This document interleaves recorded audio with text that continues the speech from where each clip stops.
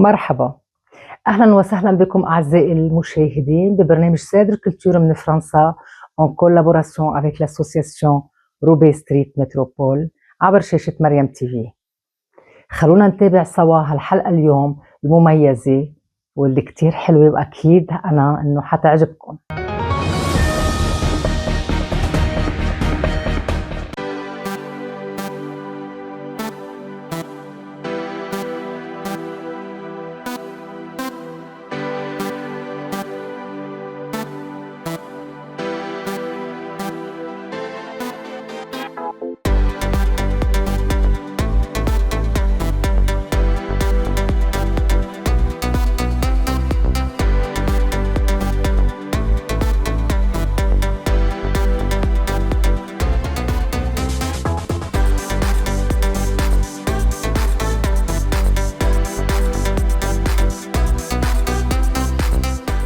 Alors, vous avez acheté quelque chose à la librairie Combo aujourd'hui?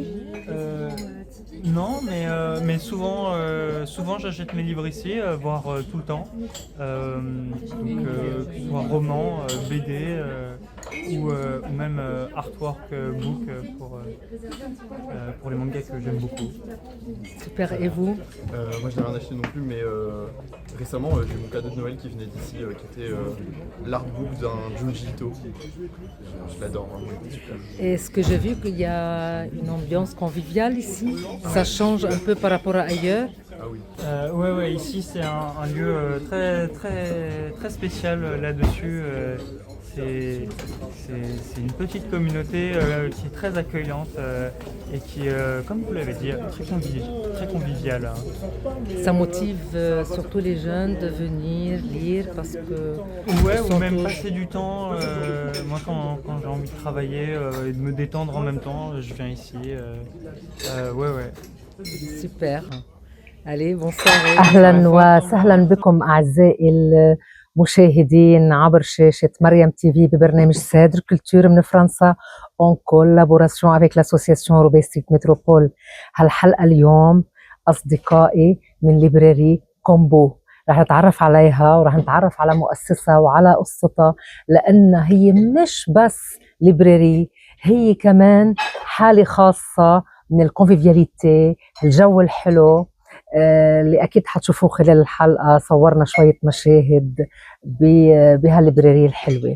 ضيفنا اليوم مسيو إسماعيل، رح نعرفكم عليه ورح أقدمه باللغة الفرنسية ليفهم علينا أكثر. Alors, chers téléspectateurs, aujourd'hui nous avons l'occasion de rencontrer une personnalité qui enrichit la culture, surtout à Roubaix, dans la ville où il habite.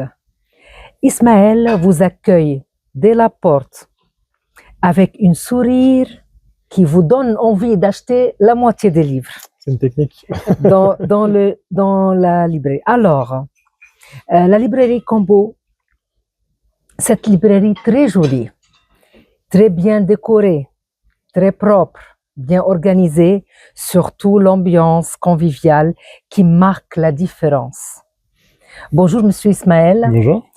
Alors, si vous voulez vous présenter encore un peu plus.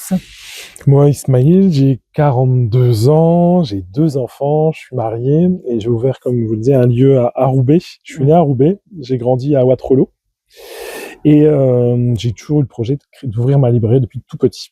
Je fréquentais la médiathèque de Roubaix. Mon père me déposait toujours à la médiathèque de Roubaix, c'était mon lieu de base. C'est devenu dans le sang en fait. J'ai ça dans le sang, je faisais pas trop, je voulais ouvrir une bibliothèque, ce qui est pas possible, hein, c'est municipal, mais je voulais avoir un lieu et il y avait des abonnements qui étaient livrés à la médiathèque et je trouvais que les gens qui étaient abonnés et qui avaient des livres, c'était les gens qui avaient réussi dans leur vie. Pour moi, c'était le rêve, c'était de la bande dessinée, ça s'appelle Spirou à l'époque, Spirou. Et du coup, quand j'étais petit, j'ai demandé à mon père qu'est-ce que c'est d'avoir réussi dans la vie. Il m'a dit d'avoir une famille, d'avoir un petit peu d'argent pour nourrir ta famille et après ce que t'aimes. Et moi, comme j'aimais bien les livres, je dis bon bah, je veux avoir une famille. J'ai demandé à mon père combien c'est d'être bien. Il m'a dit 1500 francs. C'était en francs, c'est vieux. Et donc je dis moi, je veux des livres en plus, donc je vais avoir ma bibliothèque. Donc je dois avoir, je sais pas exactement, je pense que je vais avoir 8 ans, 9 ans, je sais plus où j'ai décidé que j'allais m'avoir ma librairie. Et comme j'allais à la médiathèque de Roubaix et de celle de Wattrelos, je faisais les deux. J'ai toujours voulu m'implanter ici. Donc depuis tout petit, je veux ça. Et donc là, j'ai 43 ans, on a ouvert il y a 5 ans un lieu ici qui s'appelle la librairie Combo, qui est un lieu un peu hybride où on mélange un peu tout. Combo, ça veut dire mélanger. C'est ça ce que je voulais savoir. Ouais. Qu'est-ce que c'est, Milo? C'est Combo, exactement. un c'est quoi combo, la c'est un signification? terme de jeu de société ou de jeu vidéo. Quand on fait un D'accord. combo, c'est qu'on fait une pierre deux coups. C'est-à-dire qu'on fait une chose, on fait en même temps autre chose. Quand vous êtes ici, vous pouvez soit acheter un jeu de société, soit prendre un chocolat chaud ou un thé, ou prendre une bande dessinée. Donc mélanger les choses. Donc on a créé ce lieu-là, on voulait un lieu convivial. Et le fait de jouer, de pouvoir partager avec sa famille, c'est quelque chose qui était important pour nous. Et on a deux spécialités, la littérature jeunesse pour les enfants et pour les grands enfants, parce que la littérature jeunesse, ça va jusqu'à 99 ans. Donc, voilà. Et après, la bande dessinée, qui pareil pour les petits, mais pour les grands aussi. Et dans ces deux spécialités, on a développé deux obsessions. On n'est pas des experts, parce que je suis pas expert, mais c'est le fait d'être très très vigilant sur deux choses. C'est que on ait des livres pour tout le monde, avec tous les besoins spécifiques. Ma femme, avec qui j'ai ouvert la librairie, on est à 2 créateurs. C'était le but vraiment d'avoir des livres pour tout le monde. Donc, si vous êtes malvoyant, vous pouvez venir à la librairie. On aura des livres pour vous en braille. Parce que là, j'ai vu, c'est marqué aussi, vous avez des pour les handicapés. Ouais, porteurs de handicap.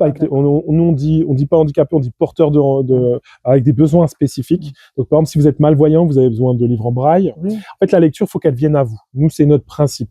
Et donc, il Pour faut faciliter adapter. la tâche, en fait. Voilà, adapter le besoin de lecture. Donc, j'ai des problèmes de vue, j'ai besoin d'avoir des grands caractères. On a des livres aussi qu'on appelle ça FALC, facile à lire et à comprendre. Donc, on prend les textes, ils sont simplifiés. On travaille sur la police, mais aussi sur le fond. Et ça, c'est souvent pour les gens qui sont dans le spectre autistique. Ah, aussi. Parce que quelqu'un qui est dans le spectre autistique n'aura pas les mêmes besoins, parce que chaque personne dans le spectre a un endroit du spectre différent. Donc, on a des besoins spécifiques. Donc, on a toute une gamme. Alors, j'aimerais bien en avoir plus. On en a pas mal, mais on pourrait toujours en avoir plus. Mais on a cette spécialité grâce à mon épouse, qui est éducatrice de jeunes enfants. Et du coup, c'était quelque chose que dans son travail, elle avait déjà adapté. Par exemple, en langage des signes. Il y a le langage des signes classique, mais il y a le langage des signes Makaton qui est adapté en fonction, pour des enfants qui sont polyhandicapés, qui pourront pas signer comme les autres. Donc ça, c'était quelque chose que nous, on a mis en place dès l'ouverture. Et le deuxième chose... L'ouverture, c'est quand? L'ouverture, c'était en 2021. En 2021. Et après, la deuxième chose qu'on a mis en place, nous, on fait très attention que dans l'ensemble de la librairie, on ait des titres qui représentent tout le monde.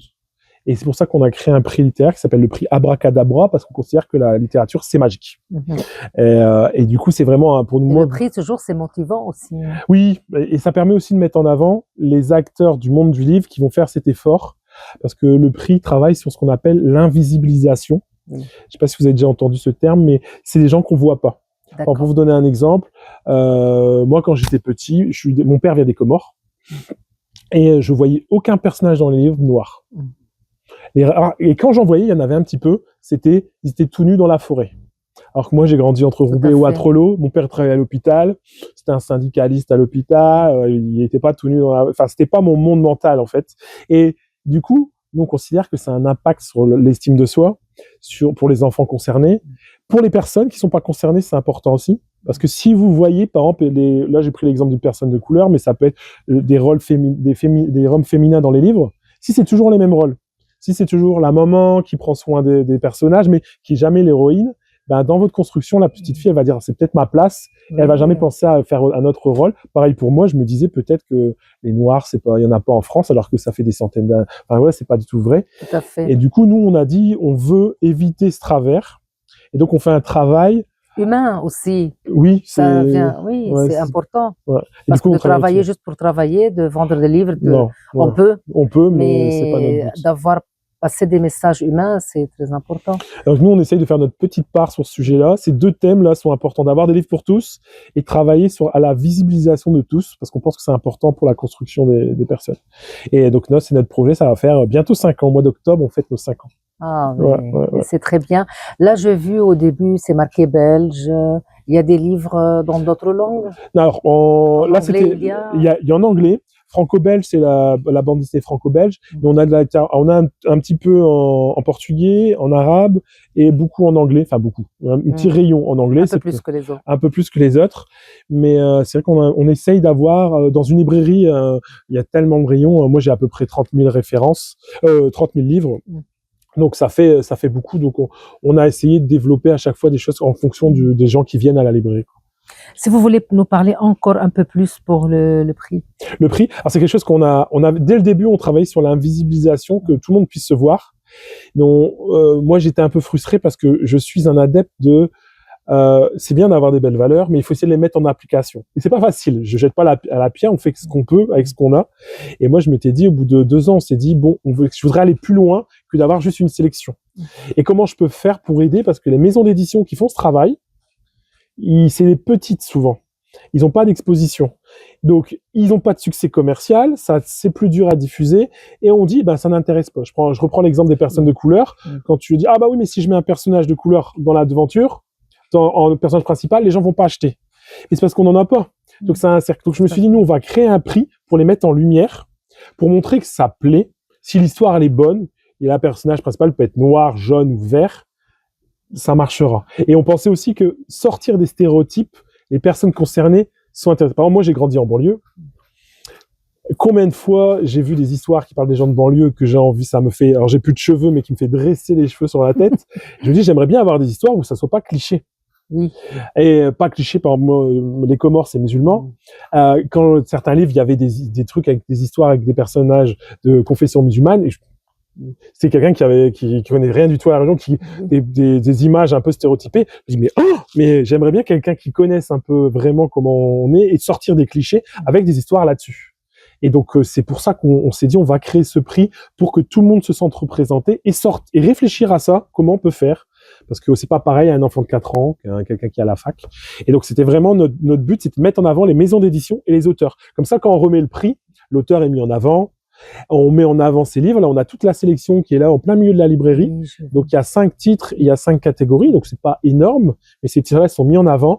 On fait de la pub, on fait des vidéos, on les met en avant. Moi, j'aimerais bien développer encore plus. J'aimerais bien faire un partenariat avec les lieux culturels de la ville pour que les livres qui sont dans le prix soient mis en avant. Comme ça, pour les éditeurs, ils sont contents, ça leur fait de la pub.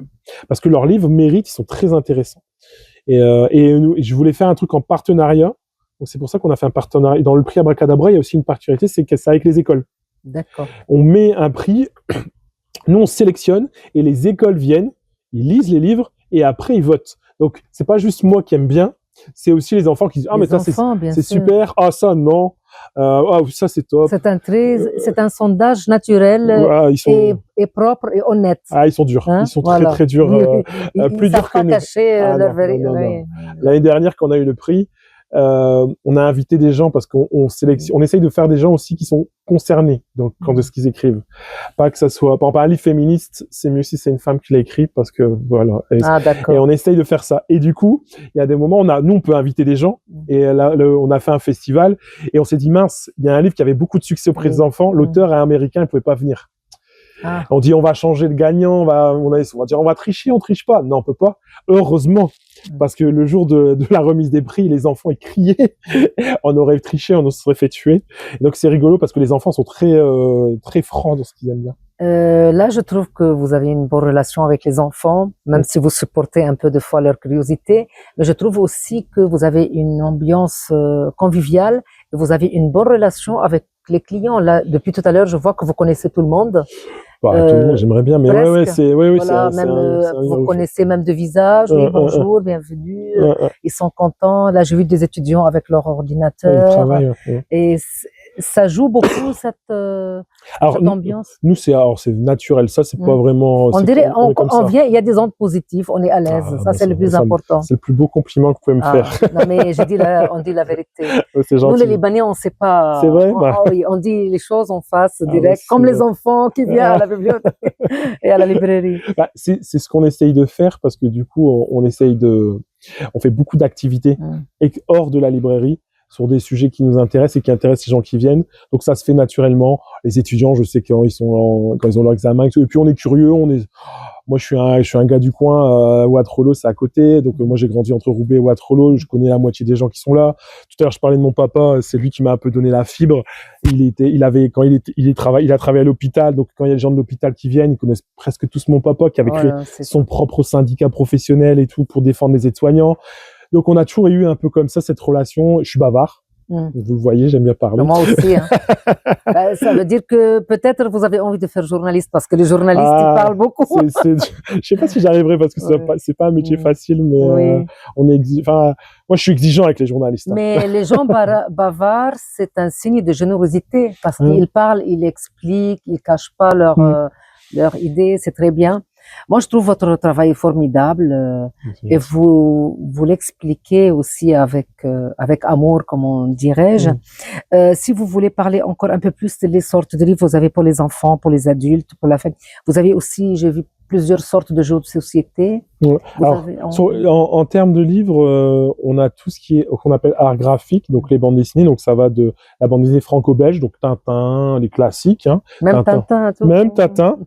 Même si on a des sujets sur Tintin, sur la représentation, par exemple, des personnes de couleur ou les personnes asiatiques, où il y a des choses Mais on n'est pas là pour censurer. On est là pour le vendre et discuter quand on peut, quand les gens le veulent. Hein, les gens ils veulent pas.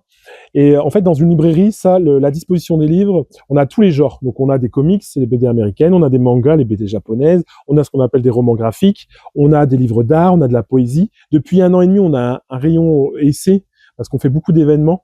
On a ce qu'on appelle le Kebab Book Club. Par exemple, la semaine prochaine, on a une rencontre où on va discuter de l'islamophobie. Avec un auteur qui s'appelle Saïd Bouamama, qui est un sociologue de Roubaix d'ailleurs, hein, il est de Roubaix il me semble. Et donc du coup, on essaye de parler de ce sujet-là. Et l'idée, c'est que ça s'appelle l'assortiment en librairie. Et c'est ça que j'aime beaucoup dans les librairies indépendantes. Moi, je suis un amoureux des librairies indépendantes. Quand je pars en vacances, je vais voir des librairies. J'aimerais bien aller au Liban rien que pour voir les librairies. Il faudra que vous me conseilliez. Soyez le bienvenu parce qu'au Liban, on a des librairies importantes. Et parmi les premières librairies au Proche-Orient, c'était au Liban. Au Liban.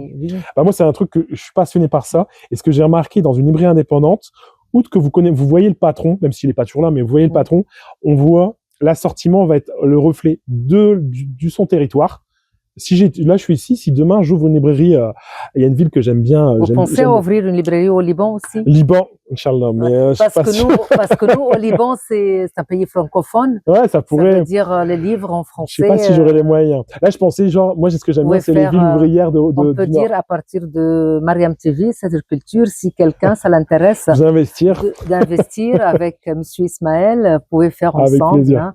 Moi, j'aimerais bien développer le modèle dans. Ça, c'est l'échange culturel. Le Proche-Orient et la France. Pourquoi pas? J'ai jamais été au Liban, j'aimerais bien. Soyez toujours le bienvenu. C'est vrai, moi le Liban, il accueille tout le monde avec le grand cœur, avec amour, avec générosité. Ouais, et grands auteurs libanais en plus. Oui, c'est pour ça le programme Sadr Culture, c'est un programme français, libanais, mais il parle de tout ce qui concerne la culture en France. Tellement on est attaché à la France. Et on aimerait bien savoir tout ce qui se passe dans les milieux culturels en France. Et moi, je trouvais vraiment la librairie Combo, c'est le vrai exemple d'une librairie. Ah, bah c'est gentil. Parce qu'on peut trouver des librairies très grandes, énormes d'espace, beaucoup plus. Mais on ne trouve pas cette simplicité, cette convivialité, comme j'avais dit tout à l'heure, c'est très important. Et moi, je trouve qu'il y a beaucoup de gens qui vont voler votre idée. Ils vont faire ça au Proche-Orient, ça, je suis sûre. Moi, je viendrai voir. S'ils veulent un coup de main, ils me demandent. Moi, je suis consultant. Parce que les livres ne m'appartiennent pas. Il y a rien. Moi, je suis content quand des fois j'ai des gens qui viennent visiter, qui veulent créer des librairies. Moi, je suis passionné par et vous donnez des idées. Qui viennent, regarde, on discute parce que j'ai rien inventé. Moi, j'ai mélangé. Et après l'assortiment, par exemple, moi, mon intérêt sur le fait qu'on soit représenté, c'est par rapport à mon histoire personnelle. Mais c'est facile à voir. C'est pas compliqué à trouver les choses. Non, c'est plutôt. C'est un pari que vous faites. C'est après, est-ce que ça va se vendre? Et pour bien vendre quelque chose, il faut le connaître et il faut y croire. C'est plus facile de prendre le titre qui marche très bien. Oui. Et de le poser là et de le vendre. Et que je fais d'ailleurs. Il y a des titres qui sont hyper connus que je prends comme ça. Par contre, un titre un peu différent. Mettre en valeur, vous voulez dire. Voilà. Et un peu différent en disant celui-ci n'est pas connu, l'auteur est pas connu, mais le message qui est dedans, c'est important. Et donc, du coup, il faut faire un effort. Donc, et nous, en tant que libraire indépendant, c'est juste faire le calcul entre la partie qui va faire gagner de l'argent et la partie pas militantes, mais engagées. Et beaucoup, je suis pas le seul. Hein, en France, on a de la chance. Il y a à peu près 3000 librairies indépendantes. Et chacun à notre manière, on le fait. Moi, mon sujet, c'est l'invisibilisation et la représentation de tous. Vous avez un confrère qui va être fan de polar, il va y avoir beaucoup de polar. Chacun un peu son obsession. Moi, je me suis dit un jour, je veux faire quelque chose aligné avec mes valeurs. Et je raconte toujours la même histoire, mais c'est l'histoire de ma fille qui un jour est rentrée en me disant, elle pleurait, elle a les cheveux frisés. Et elle me disait, c'est pas beau, et elle s'était fait embêter à l'école. C'est le plus joli, hein, les bah cheveux oui. frisés. Nous, on achète les mousses spécialement pour faire. Ouais, mais ma fille, je lui dis, en plus, en toute objectivité, ma fille, c'est la plus belle. La plus belle. Mais sûr, vraiment, hein, vraiment. Et du coup, moi, ça m'a fait mal au cœur de me dire, elle pense ça. Et elle m'a dit, parce qu'elle est très mal, ma fille, elle me dit, mais tu vois, papa, j'avais déjà beaucoup de livres, j'avais au moins 2000 albums à la maison. Elle me dit, il n'y a pas un personnage avec des cheveux, il n'y a pas une personnage avec, aucune princesse Disney, parce qu'elle aimait bien Disney. Et j'ai regardé, je lui ai trouvé 2-3 exemples, mais 2-3, c'était des bouclettes, c'était pas des cheveux frisés, c'est différent. Et en fait, je me suis dit, c'est pas normal.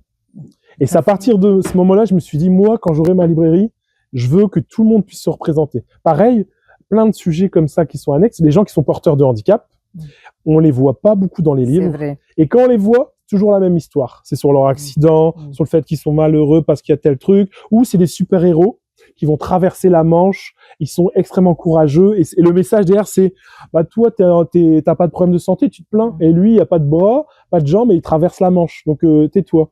Donc c'est un discours très validiste, et nous, on s'est dit, mais est-ce qu'il y aurait pas une histoire, une personne qui est porteur de handicap, il tombe amoureux de sa voisine? Oui. Ou une histoire, une romance, normalement. Et nous, on parce que vive la différence, je trouve, chacun, il a ses points forts, ses points faibles. Moi, j'ai remarqué quelque chose aussi par rapport quand on était petit. Les Indiens rouges, nous, on les appelle au Liban, les Indiens rouges de l'Amérique. Ah oui, d'accord. Oui, dans voilà, on les appelle les Indiens rouges, si je vais traduire mot par mot. À un moment donné, dans notre tête, ça restait, si après on n'a pas progressé culturellement, dans notre c'est enregistré que c'est des méchants, comme des extraterrestres, il faut les liquider. Vous voyez là, il n'y a pas longtemps, ça a commencé à changer l'idée. Je suis sûre aussi qu'il faut avoir aussi des livres, des bandes dessinées pour montrer que les Indiens rouges, que nous, on avait peur de leur présence sur Terre, c'est des gens normaux, des gens humains, des gens sympas, des gens qui dansent. C'est même plus que des gens, c'est des gens qui étaient chez eux et qui se sont fait coloniser. Voilà. Donc c'est plus que des gens, Pour changer l'idée aussi, c'est pas facile. Là, parce que nous, c'est culturel, on va pas rentrer politique. Mais on a compris l'idée. Voilà, aussi, c'est à jouer sur ça, je trouve. C'est très important. Parce que la nature a horreur du vide. Donc, parce que l'invisibilisation, moi, chaque fois que j'en parle avec des gens, c'est compliqué parce que parler de quelque chose qui est pas là. Les personnes concernées, à un moment donné, pas tout le temps, mais à un moment donné, il y en a qui se rendent jamais compte. Il y en a qui se rendent compte. Moi, c'est avec ma fille. Mais avec le recul, après, je me suis dit, mais oui, j'avais jamais vu de personnage de couleur à part des joueurs de foot et des musiciens. J'avais pas vu. Et c'est important d'avoir un message. Moi, quand j'étais jeune, il y a un feuilleton qui passait à la télé qui s'appelle le Cosby Show. Je sais pas si vous connaissez. Et c'était un personnage noir, une famille noire. Et le papa était docteur. Et je me souviens, moi, ça m'avait marqué. C'est la première fois que je voyais des personnages noirs d'une certaine culture, etc., qui ressemblait plus à ce que je connaissais chez moi. Même si mon père était pas docteur et était aide-soignant, mon père était ce capital culturel, c'est pas juste le boulot, c'est tout ce qu'on fait derrière. Votre papa, c'est très important. C'est mon modèle. Si je peux faire 10% de ce qu'il a fait, je serais content. Et ma maman. Écrit son histoire. Mon frère, auteur de bande dessinée, il est en train de le faire. Voilà, j'espère. On viendra le faire une dédicace au Liban quand il sort le livre. Avec grand plaisir. Mais c'est quelque chose. Et la nature a horreur du vide, et donc c'est bien quand on en est conscient, de dire, moi, je veux donner à mes enfants, et même aux gens qui ne me connaissent pas, regardez, c'est ça. Voilà, les Indiens rouges. Oui. Voilà, c'est ça. Et connaissez leur histoire, parce qu'en fait, si on s'occupe que de la caricature, on n'a que le truc qu'on voit dans le western. Voilà. Moi, il y a une maison d'édition que j'aime beaucoup qui s'appelle Mémoire d'Encrier.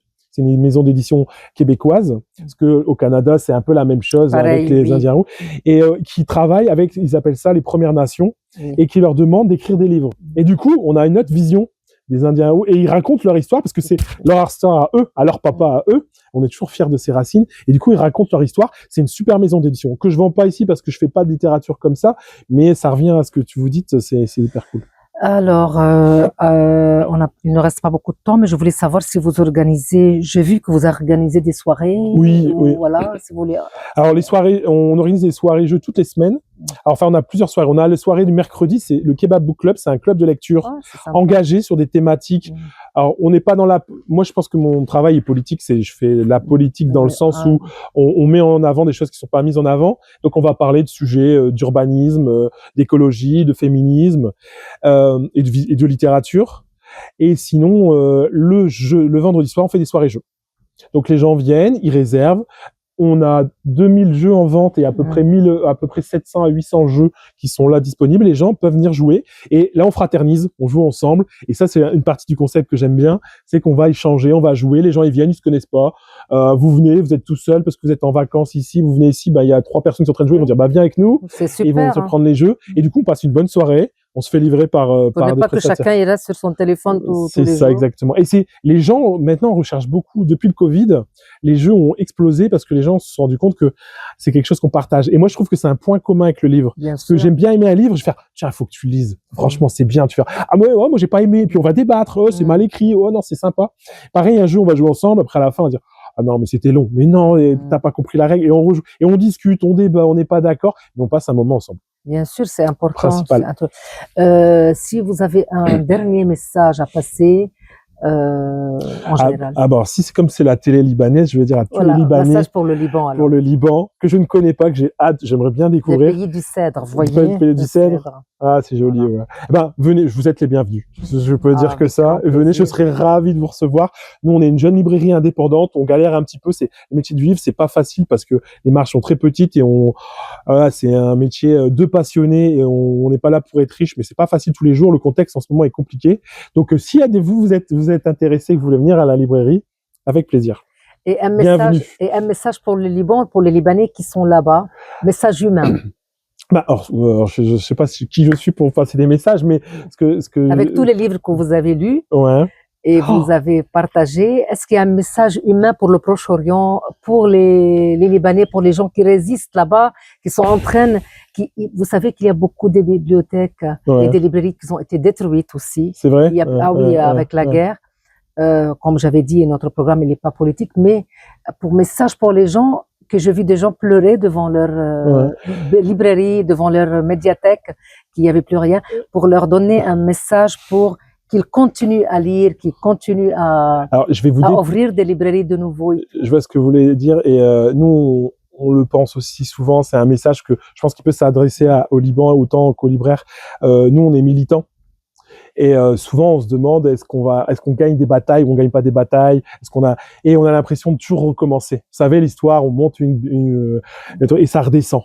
Et la vie est comme ça. Et comme ça. Et ce que je dis toujours, ce qu'on essaye de se dire des fois entre militants, on se remonte le moral. Mais en fait, on est fiers. Des fois, on pourrait dire, mais pourquoi tu recommences? Tu sais, ça monte, ça descend. Mais en fait, il faut être fier. Donc, si vous êtes en train de vous battre, je pense qu'il faut être fier de ce qu'on fait. On le fait parce que ça doit être fait, pas pour gagner, parce qu'on doit le faire. On résiste parce qu'on doit résister.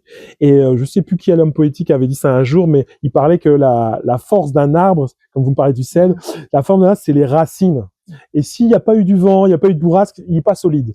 Là, je pense que vous avez eu des bourrasques et vous êtes solide, donc il faut continuer. Le Liban, c'est un pays solide. Ouais. Il résiste, il continue avec la culture, avec la joie, avec le sourire et continuez, c'est ce que je dirais. Et avec votre soutien toujours aussi, les gens humains. Merci beaucoup. C'est moi. Merci beaucoup de votre accueil, Monsieur Ismaël, et bonne réussite à vous et à la librairie Combo. merci beaucoup chers téléspectateurs. شكرا جزيلا أعزائي المشاهدين ببرنامج سادر كولتور من فرنسا en collaboration toujours avec l'association روبي ستريت متروبول عبر شاشة مريم تيفي دائما وأبدا. وإلى اللقاء الأسبوع المقبل بمقابلة جديدة وبحلقة جديدة عسى أنه تفيدكم ثقافيا وتغني فكرنا. Merci beaucoup, au revoir et à très bientôt. À bientôt. ميرسي بوكو، شكرا جزيلا للمتابعة وإلى اللقاء الأسبوع المقبل عبر شاشة مريم تيفي ببرنامج سادر كولتور من فرنسا. كنت معكم أنا مريانا أمين. الأسبوع الجاي حنلتقي بحلقة جديدة وحلقة كتير حلوة كمان، عسى أنه كمان تنال إعجابكم. au revoir et à très bientôt.